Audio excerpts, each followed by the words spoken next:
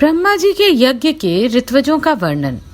सब देवताओं को ब्रह्मा द्वारा वरदान की प्राप्ति, श्री विष्णु और श्री शिव द्वारा ब्रह्मा जी की स्तुति तथा ब्रह्मा जी के द्वारा भिन्न भिन्न तीर्थों में अपने नामों और पुष्कर की महिमा का वर्णन।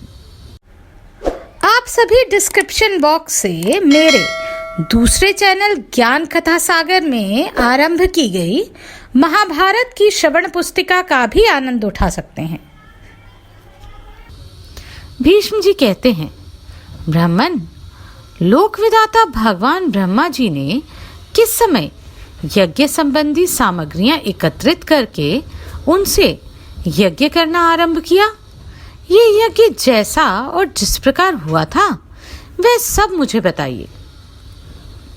पुलस्त्य जी ने कहा, राजन, यह तो मैं पहले ही बता चुका हूं कि जब स्वयंभू मनु भूलोक के राज्य सिंहासन पर प्रतिष्ठित हुए उस समय ब्रह्मा जी ने समस्त प्रजापतियों को उत्पन्न करके कहा, तुम लोग सृष्टि करो, और स्वयं वे पुष्कर में जा यज्ञ सामग्री एकत्रित करके अग्निशाला में स्थित हो यज्ञ करने लगे।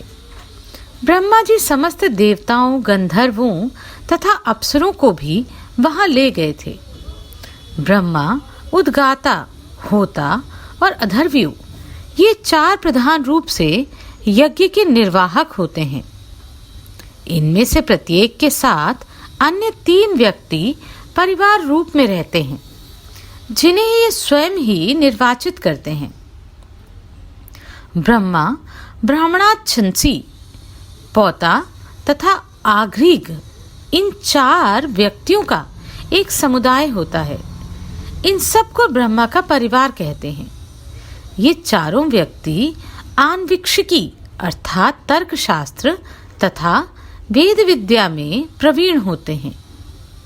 उद्गाता, प्रत्युदाता, प्रतिहर्ता और सुब्रहाण्य, इन चार व्यक्तियों का दूसरा समुदाय उद्गाता का परिवार कहलाता है। होता, मैत्रावरुणी, अच्छावाक और ग्राव वस्तुत, इन चार व्यक्तियों का तीसरा समुदाय उद्गाता का परिवार होता है।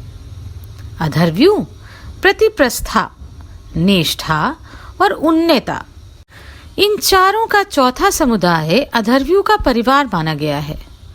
शंतनु नंदन वेद के प्रधान प्रधान विद्वानों ने यह 16 ऋत्विज बताए हैं। स्वयंभू भगवान ने 366 यज्ञों की सृष्टि की है। उन सब में इतने ही ब्राह्मण ऋत्विज बतलाए गए हैं। कोई कोई ऊपर बताए हुए ऋत्विजों के अतिरिक्त एक सदस्य और 10 चम साधर्वियों का निर्वाचन चाहते हैं। ब्रह्मा जी के यज्ञ में देवऋषि नारद को ब्रह्मा बनाया गया। गौतम ब्राह्मणाच्छंसी हुए। देवरात को पौता और देवल को आग्रिद के पद पर प्रतिष्ठित किया गया। अंगीरा का उद्गाता के रूप में वर्ण हुआ। पुलह प्रस्तोता बनाए गए। नारायण ऋषि प्रतिहर्ता हुए और अत्रि सुब्रहाण्य कहलाए। इस यज्ञ में भृगु होता, वशिष्ठ, मैत्रावरुणी, कर्तु, अच्छावाक तथा चैवन ग्रावस्तुत बनाए गए। मैं अर्थात पुलस्त्य अधर्व्यु था और शिबी प्रतिष्ठाता। बृहस्पति नेष्टा, सांशपायन उन्नेता और उनके पुत्र पौत्रों के साथ धर्म सदस्य थे। भरद्वाज, शमिक, पुरुकुत्स, युगंधर, ऐणक, ताणिक, कौण, कुतुप, गार्ग्य और वेदशिरा, ये 10 चम साधर्व्यु बनाए गए। कण्व आदि अन्य महर्षि तथा मार्कंडेय और अगस्त्य मुनि अपने पुत्र पौत्र शिष्य तथा बांधवों के साथ उपस्थित होकर रात दिन आलस्य त्याग कर उस यज्ञ में आवश्यक कार्य किया करते थे। मनवंतर व्यतीत होने पर उस यज्ञ का अवभृत अर्थात यज्ञांत स्नान हुआ। उस समय ब्रह्मा को पूर्व दिशा, होता को दक्षिण दिशा, अधर्व्यु को पश्चिम दिशा और उद्गाता को उत्तर दिशा दक्षिणा के रूप में दी गई। ब्रह्मा जी ने समोचित त्रिलोकी की ऋत्विजों को दक्षिणा के रूप में दे दी। बुद्धिमान पुरुषों को यज्ञ की सिद्धि के लिए 100 दूध देने वाली गौएं दान करनी चाहिए। उनमें से यज्ञ का निर्वाह करने वाले प्रथम समुदाय के ऋत्विजों को 48, द्वितीय समुदाय वाले को 24, तृतीय समुदाय को 16 और चतुर्थ समुदाय को 12 गौएं दान उचित हैं। इस प्रकार आगृध आदि की दक्षिणा देनी चाहिए। इसी संख्या में गांव, दास दासी तथा भेड़ बकरियां भी देनी चाहिए। अमृत स्नान के बाद ब्राह्मणों को षटरस भोजन देना चाहिए। स्वयंभू मनु का कथन है कि यजमान यज्ञ के अंत में अपना सर्वस्व दान कर दें। अधर्व्यू और सदस्यों को अपनी इच्छा के अनुसार जितना हो सके दान देना चाहिए। तदनंतर देवादिदेव ब्रह्मा जी ने भगवान श्री विष्णु के साथ यज्ञान स्नान के पश्चात सब देवताओं को वरदान दिए। उन्होंने इंद्र को देवताओं का, सूर्य को ग्रहों सहित समस्त ज्योतिर्मंडल का, चंद्रमा को नक्षत्रों का, वरुण को रसों का, दक्ष को प्रजापतियों का, समुद्र को नदियों का, धनाध्यक्ष कुबेर को यक्ष और राक्षसों का, पिनाकधारी महादेव जी को संपूर्ण भूतगणों का, मनु को मनुष्यों का, गरुड़ को पक्षियों का तथा वशिष्ठ को ऋषियों का स्वामी बनाया। इस प्रकार अनेकों वरदान देकर देवादिदेव ब्रह्मा जी ने भगवान विष्णु और शंकर से आदर पूर्वक कहा, आप दोनों पृथ्वी के समस्त तीर्थों में परम पूजनीय होंगे। आपके बिना कभी कोई भी तीर्थ पवित्र नहीं होगा। जहाँ कहीं शिवलिंग या विष्णु की प्रतिमा का दर्शन होगा, वही तीर्थ परम पवित्र और श्रेष्ठ फल देने वाला हो सकता है। जो लोग पुष्प आदि वस्तुओं की भेंट चढ़ाकर आप लोगों की तथा मेरी पूजा करेंगे, उन्हें कभी रोग का भय नहीं होगा। जिन राज्यों में मेरा तथा आप लोगों का पूजन आदि होगा, वहां भी क्रियाएं सफल होंगी तथा और भी जिन जिन फलों की प्राप्ति होगी, उन्हें सुनिए। वहां की प्रजा को कभी मानसिक चिंता, शारीरिक रोग, दैवी उपद्रव और क्षुधा आदि का भय नहीं होगा। प्रियजनों से वियोग और अप्रिय मनुष्य से संयोग की भी संभावना नहीं होगी। यह सुनकर भगवान श्री विष्णु ब्रह्मा जी की स्तुति करने को उद्यत हुए।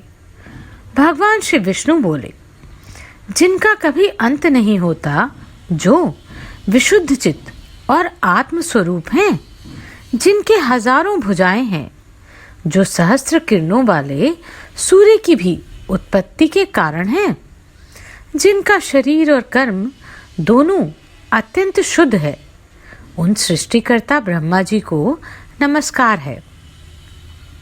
जो समस्त विश्व की पीड़ा हरने वाले कल्याणकारी, सहस्त्रों सूर्य और अग्नि के समान प्रचंड तेजस्वी, संपूर्ण विद्याओं के आश्रय, चक्रधारी तथा समस्त ज्ञानेंद्रियों को व्याप्त करके स्थित हैं, उन परमेश्वर को सदा नमस्कार है।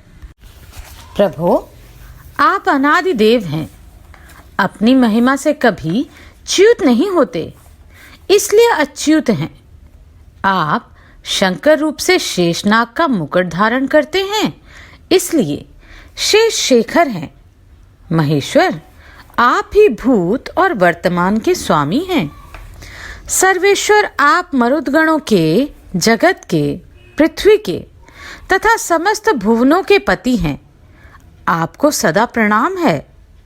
आप ही जल के स्वामी वरुण, क्षीरशायी नारायण, विष्णु शंकर, पृथ्वी के स्वामी, विश्व का शासन करने वाले, जगत को नेत्र देने वाले अथवा जगत को अपनी दृष्टि में रखने वाले, चंद्रमा, सूर्य, अच्युत, वीर, विश्व स्वरूप, तर्क के अविषय, अमृत स्वरूप और अविनाशी हैं।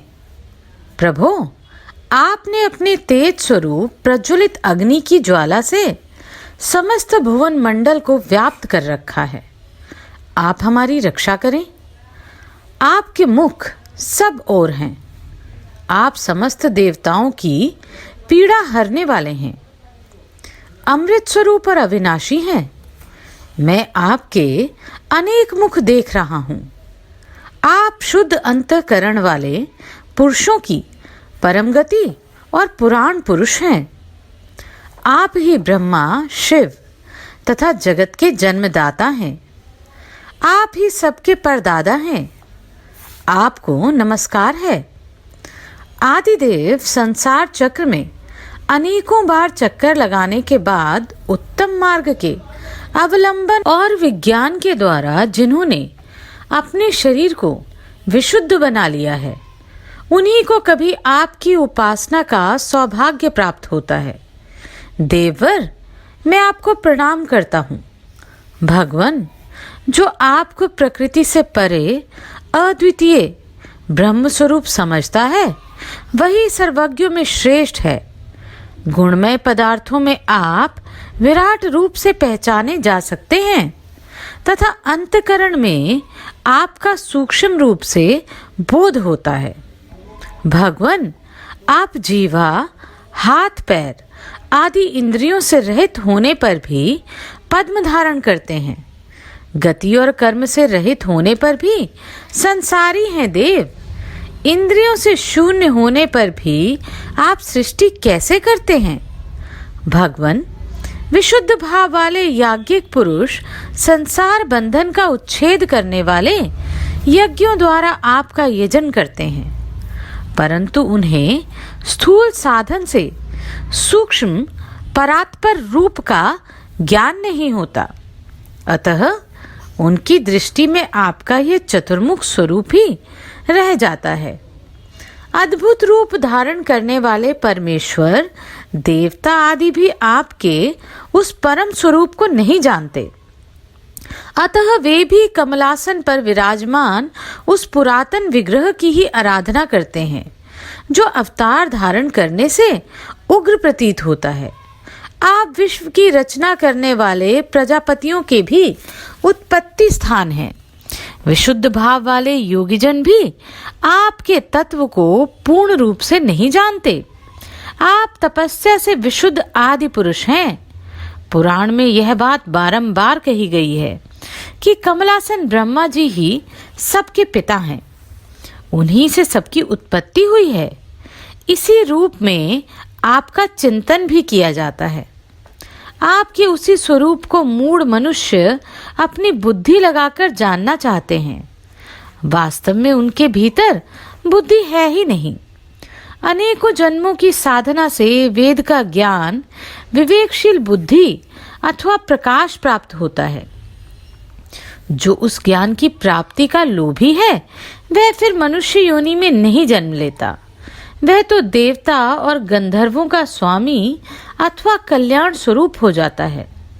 भक्तों के लिए आप अत्यंत सुलभ हैं।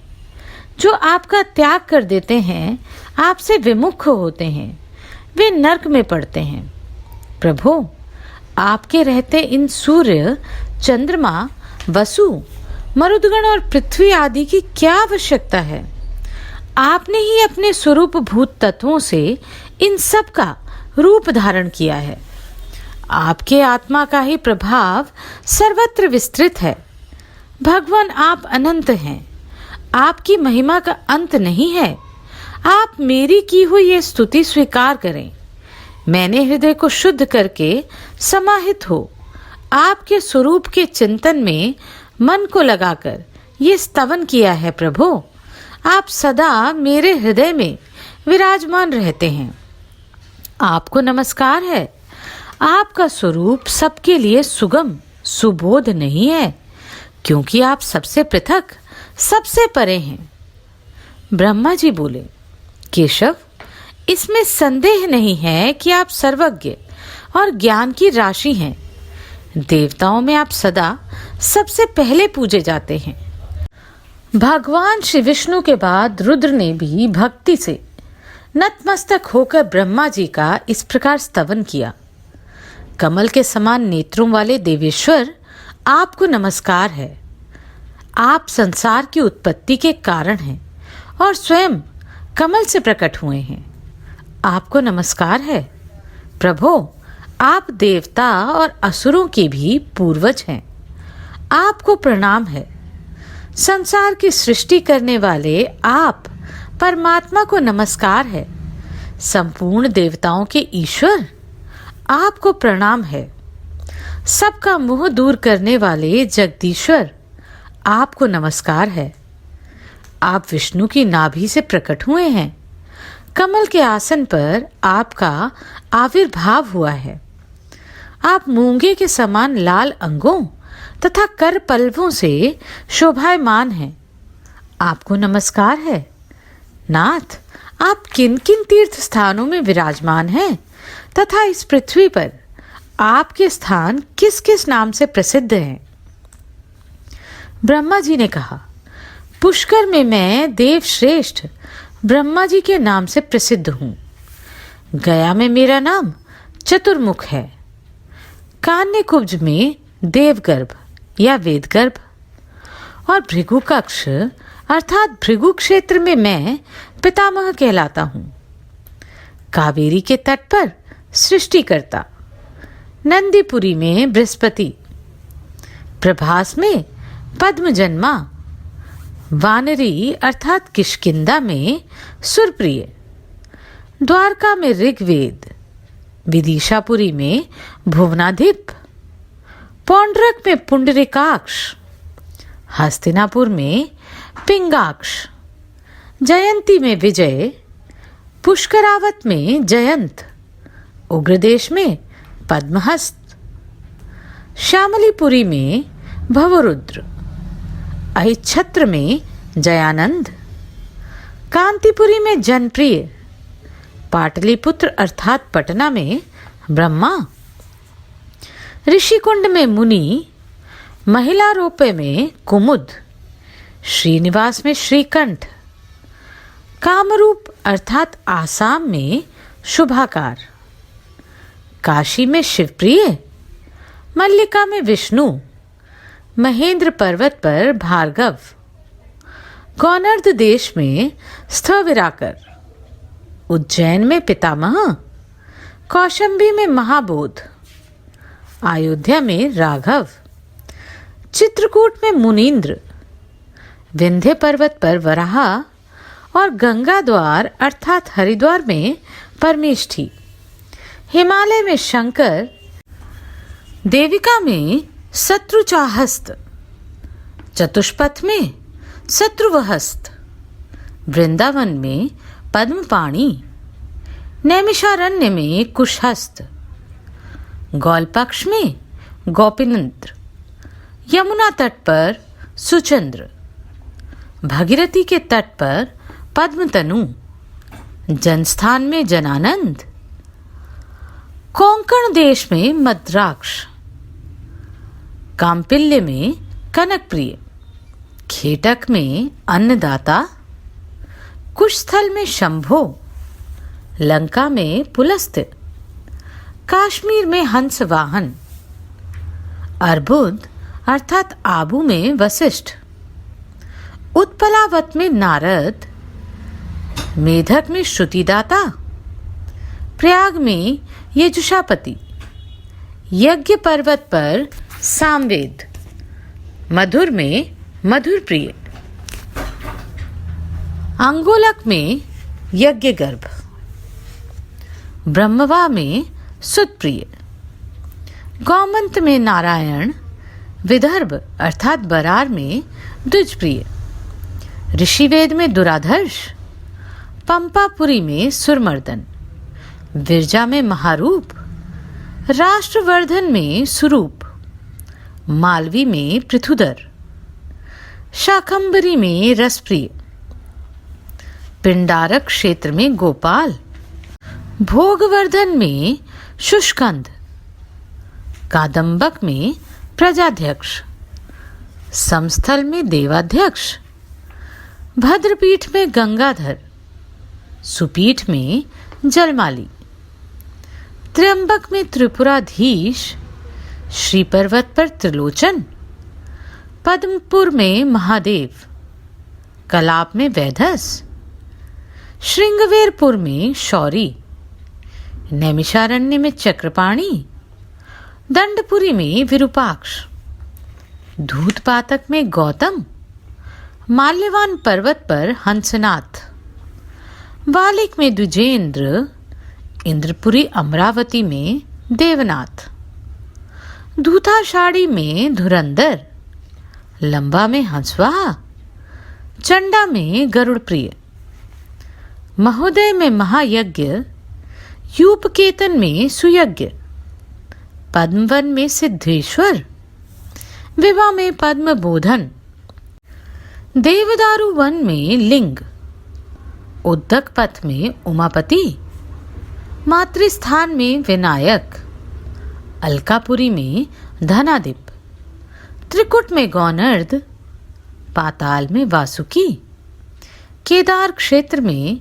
पद्माध्यक्ष, कुष्मांड में सुरतप्रिय, भूतवापी में शुभांग, सांवली में भशक, अक्षर में पापहा, अंबिका में सुदर्शन, वरदा में महावीर, कांतार में दुर्गनाशन, पर्णार्ध में अनंत, प्रकाशा में दिवाकर, विरजा में पद्मनाभ, वृक्षस्थल में सुवृद्ध, वठक में मार्कंड, रोहिणी में नागकेतन, पद्मावती में पद्माग्रह तथा गगन में पद्मकेतन नाम से मैं प्रसिद्ध हूँ। त्रिपुरांतक, ये 108 स्थान मैंने तुम्हें बताए।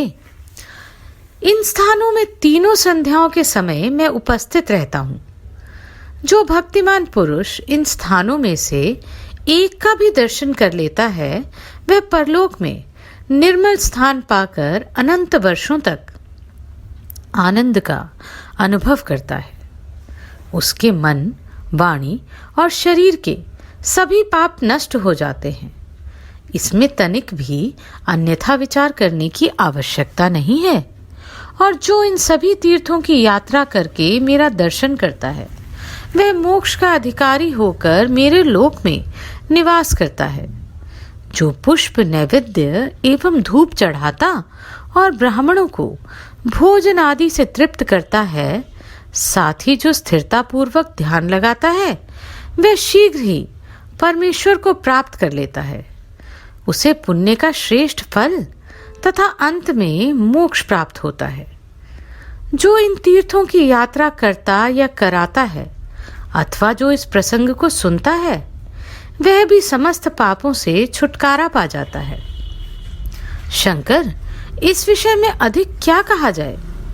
इन तीर्थों की यात्रा करने से अप्राप्य वस्तु की प्राप्ति होती है और सारा पाप नष्ट हो जाता है। जिन्होंने पुष्कर तीर्थ में अपनी पत्नी के दिए हुए पुष्कर के जल से संध्या करके गायत्री का जप किया है, उन्होंने मानो संपूर्ण वेदों का अध्ययन कर लिया। पुष्कर तीर्थ के पवित्र जल को झारी अथवा मिट्टी के करवे में ले आकर सायकाल में एकाग्र मन से प्राणायाम पूर्वक संध्योपासन करना चाहिए। शंकर, इस प्रकार संध्या करने का जो फल है, उसका आप श्रवण करो। उस पुरुष को एक ही दिन की संध्या से 12 वर्षों तक संध्योपासन करने का फल मिल जाता है। पुष्कर में स्नान करने पर अश्वमेध यज्ञ का फल होता है।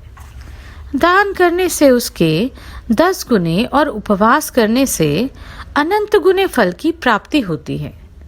यह बात मैंने स्वयं भली भांति सोच विचार कर कही है। तीर्थ से अपने डेरे पर आकर शास्त्रीय विधि के अनुसार पिंडदान पूर्वक पितरों का श्राद्ध करना चाहिए। ऐसा करने से उसके पितृ ब्रह्मा के एक दिन अर्थात एक कल्प तक तृप्त रहते हैं। शिव जी अपने डेरे में आकर पिंडदान करने वालों को तीर्थ की अपेक्षा 8 गुना अधिक पुण्य होता है। क्योंकि वहां द्विजातियों द्वारा दिए जाते हुए पिंडदान पर नीच पुरुषों की दृष्टि नहीं पड़ती। एकांत और सुरक्षित गृह में ही पितरों के श्राद्ध का विधान है, क्योंकि बाहर नीच पुरुषों की दृष्टि से दूषित हो जाने पर यह पितरों को नहीं पहुंचता। आत्मकल्याण की इच्छा करने वाले पुरुष को गुप्त रूप से ही पिंडदान करना चाहिए। यदि श्राद्ध में दिया जाने वाला पकान साधारण मनुष्य देख लेते हैं तो उससे कभी पितरों की तृप्ति नहीं होती। मनु जी का कथन है कि तीर्थों में श्राद्ध के लिए ब्राह्मण की परीक्षा नहीं करनी चाहिए। जो भी अन्न की इच्छा से अपने पास आ जाए उसे भोजन करा देना चाहिए, श्राद्ध के योग्य समय हो या ना हो। तीर्थ में पहुंचते ही मनुष्य को सर्वदा स्नान, तर्पण और श्राद्ध करना चाहिए। पिंडदान करना तो बहुत ही उत्तम है। यह पितरों को अधिक प्रिय है। जब अपने वंश का कोई व्यक्ति तीर्थ में जाता है तब पितृ बड़ी आशा से उसकी ओर देखते हैं, उससे जल पीने की अभिलाषा रखते हैं। अतः इस कार्य में विलंब नहीं करना चाहिए, और यदि दूसरा कोई इस कार्य को करना चाहता हो तो उसमें विघ्न नहीं डालना चाहिए। सतयुग में पुष्कर का, त्रेता में नैमिषारण्य का, द्वापर में कुरुक्षेत्र तथा कलयुग में गंगा जी का आश्रय लेना चाहिए। अन्यत्र का किया हुआ पाप तीर्थ में जाने पर कम हो जाता है, किंतु तीर्थ का किया हुआ पाप अन्यत्र कहीं नहीं छूटता। जो प्रातः और संध्या को हाथ जोड़कर पुष्कर तीर्थ का स्मरण करता है उसे समस्त तीर्थों में आचमन करने का फल प्राप्त हो जाता है। जो पुष्कर में इंद्रिय संयम पूर्वक रहकर प्रातः काल और संध्या के समय आचमन करता है उसे संपूर्ण यज्ञों का फल प्राप्त होता है तथा वह ब्रह्मलोक को जाता है। जो 12 वर्ष 12 दिन 1 मास अथवा पक्ष भर भी पुष्कर में निवास करता है वह परम गति को प्राप्त करता है। इस पृथ्वी पर करोड़ों तीर्थ हैं, वे सब तीनों संध्याओं के समय पुष्कर में उपस्थित रहते हैं। पिछले हजारों जन्मों के तथा जन्म से लेकर मृत्यु पर्यंत वर्तमान जीवन के जितने भी पाप हैं उन सब को पुष्कर में एक बार स्नान करके मनुष्य भस्म कर डालता है। अगले अध्याय में हम श्री राम के द्वारा शंभुक का वध और मृत ब्राह्मण बालक को जीवन की प्राप्ति की कथा सुनेंगे।